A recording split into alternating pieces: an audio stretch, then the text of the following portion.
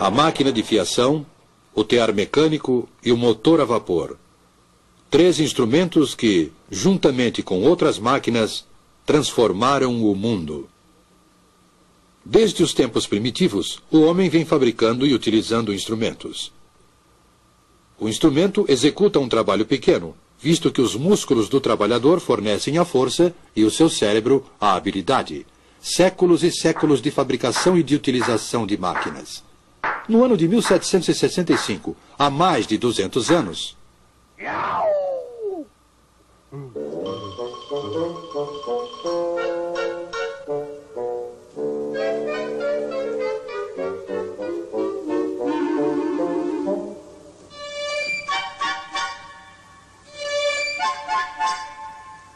Jenny!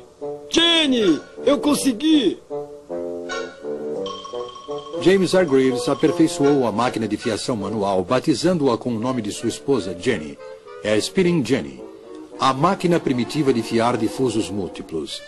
Essa máquina iniciou a revolução na manufatura da lã. A fiação era até então um processo lento, pois só se podia fiar um fio de cada vez. James Hargreaves colocou 8 fusos numa armadura e movia todos eles com uma manivela. Dessa forma, fiava 8 fios simultaneamente. A engenhosidade de Hargreaves lhe angariou o desagrado dos seus companheiros fiandeiros, que temiam perder o trabalho por causa da máquina.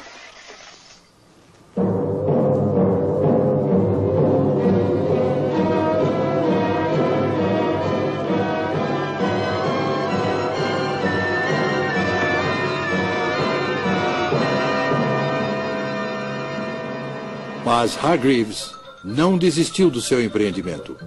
E logo depois desenvolveu uma outra máquina que fiava 16 fios ao mesmo tempo. Uma criança podia, ao girar a manivela desta máquina, realizar o trabalho que antes era executado por mais de 100 homens.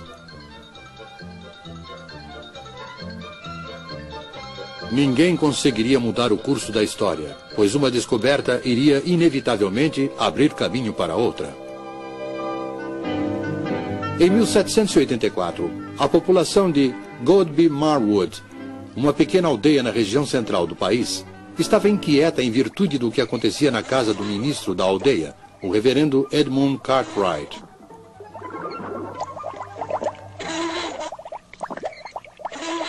Acontecem coisas muito estranhas ali naquela casa. Parecem coisas do diabo.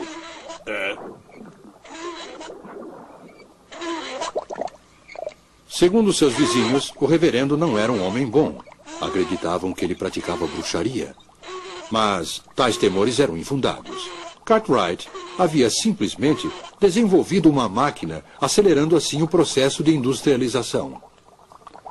A partir de então, a energia não era mais produzida pelos músculos dos trabalhadores, como ocorria com a máquina de fiação. A fonte da energia seria a água. A força da água corrente foi utilizada para movimentar uma máquina de tecer. Estava criado o tear mecânico.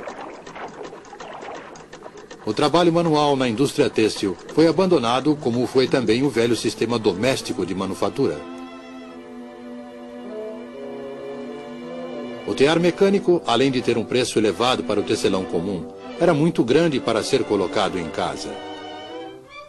Mas, se pudesse comprar 12 teares e instalá-los num prédio... Foi dessa forma que o tear mecânico acelerou o crescimento da indústria e do sistema industrial. A partir dessa época, em lugar de trabalhar em sua própria casa, o tecelão passou a morar em um lugar e a trabalhar em outro. Embora isso seja comum hoje em dia, naquela época houve uma implacável oposição à tirania da sirene da fábrica.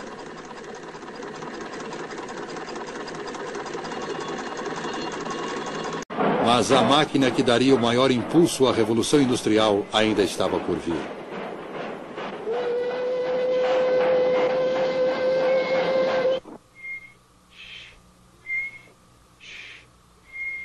James Watt, quantas vezes já lhe disse para não perder seu tempo?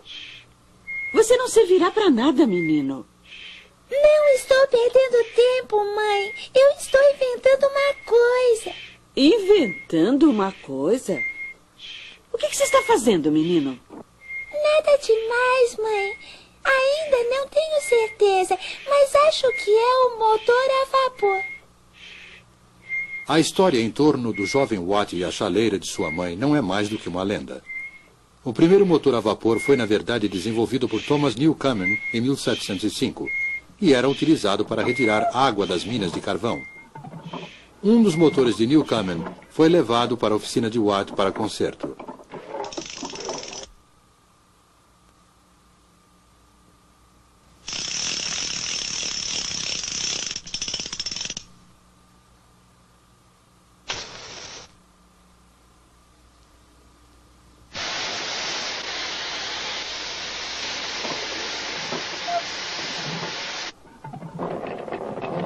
James Watt empenhou-se nesse trabalho e, por volta de 1781, aperfeiçoou o motor, convertendo-o em grande fonte de força. Essa era uma força barata e podia ser utilizada para dar movimento a todos os tipos de máquina.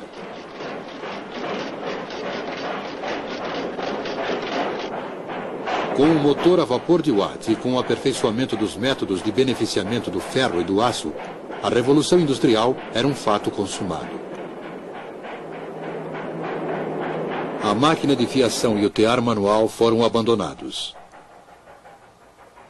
Surgiram as grandes cidades, não de um dia para o outro, mas no curto espaço de 100 anos.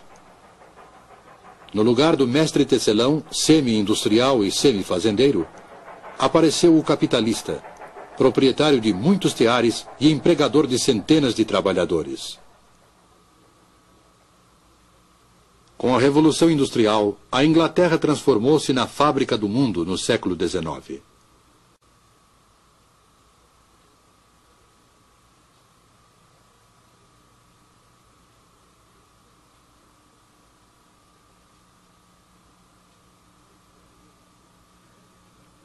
Parecia haver motivos suficientes para grande otimismo.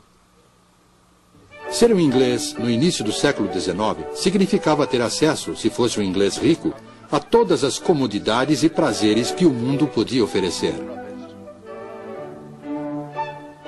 A maior parte da população caía cada vez mais na indigência e na miséria.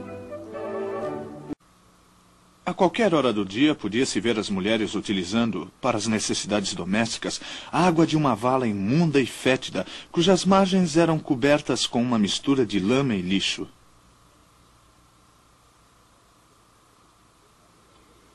A vida do trabalhador inglês, incluindo mulheres e crianças, era uma luta miserável pela sobrevivência, tendo dois inimigos, o empregador e a máquina. Sim, senhor. Comecei a trabalhar na tecelagem quando tinha 7 anos. Meu horário de trabalho é das 5 da manhã até as 8 da noite. Os homens eram empregados nas minas de carvão para o serviço de escavação. Seus instrumentos de trabalho eram as picaretas e as pás.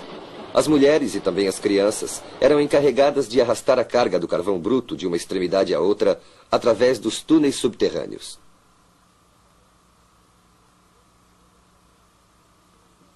O cinto e a corrente são mais dolorosos quando trabalhamos com a família.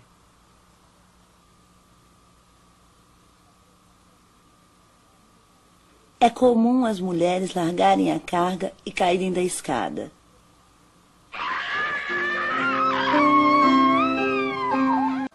Era esta a civilização prometida pela máquina?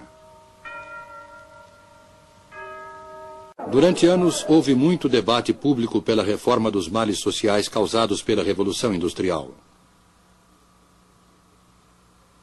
Em 1842, o Parlamento aprovou a primeira de uma longa série de reformas.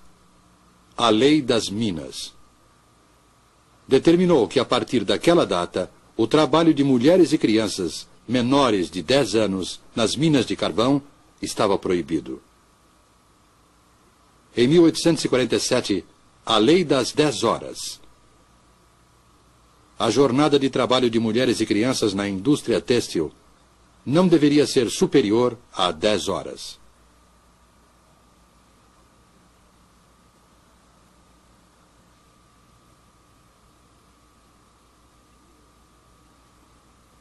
E em 1875, os sindicatos, que até aquela data tinham seus poderes de negociação limitados por lei, ganharam proteção legal. A partir de então, o operário tinha o amparo legal para se reunir com seus companheiros em defesa de melhores condições de trabalho, redução da jornada e aumento salarial. Na época do trabalho manual, antes do advento das máquinas, a produção de um sapato exigia aproximadamente 18 horas de trabalho, pois um único artesão executava todas as etapas de produção. O artesão sentia-se gratificado pelo seu talento. Mas, para sobreviver, era obrigado a trabalhar muito para compensar sua baixa produtividade, que era inevitavelmente baixa, dado que ele só podia executar uma única operação por vez. O acabamento podia ser excelente, mas o preço do sapato feito à mão era elevado e, consequentemente, poucas pessoas podiam pagá-lo.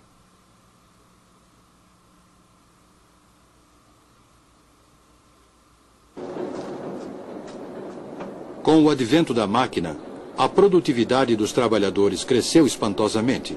Implementou-se a divisão do trabalho.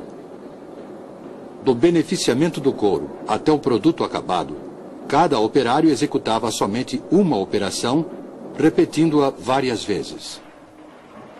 Desde que o couro estivesse beneficiado, um sapato podia ser produzido em menos de 20 minutos, ao invés de 18 horas exigidas pelo método artesanal.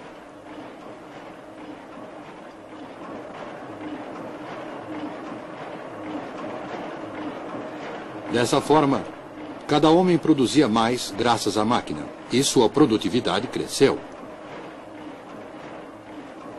As horas de trabalho em toda a indústria foram diminuídas. O salário aumentou, e os preços dos produtos baixaram. Assim, o operário podia comprar o seu próprio produto.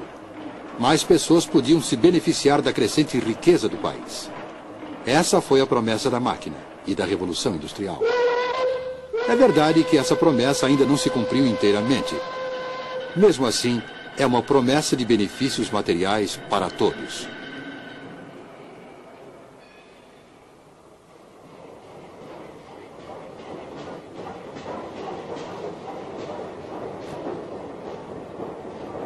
O século XIX, o século da Revolução Industrial, foi uma época de grandes realizações para a Inglaterra. Uma nação de economia agrícola, com uma grande manufatura de lã, transformou-se em uma nação industrial, de engenheiros, de minas de carvão, de empresas siderúrgicas e de fábricas. Essa transformação da economia causou muito sofrimento para a classe operária. Mas, por outro lado, em um período muito curto, a Inglaterra tornou-se o maior exportador de produtos. Ela era a fábrica do mundo.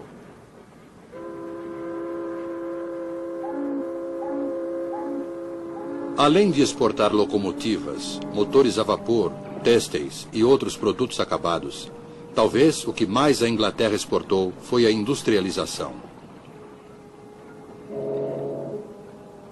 Dessa ilha separada da Europa pelo oceano, a Revolução Industrial se espalhou, levando para o mundo os grandes problemas, assim como os benefícios materiais da moderna civilização industrial.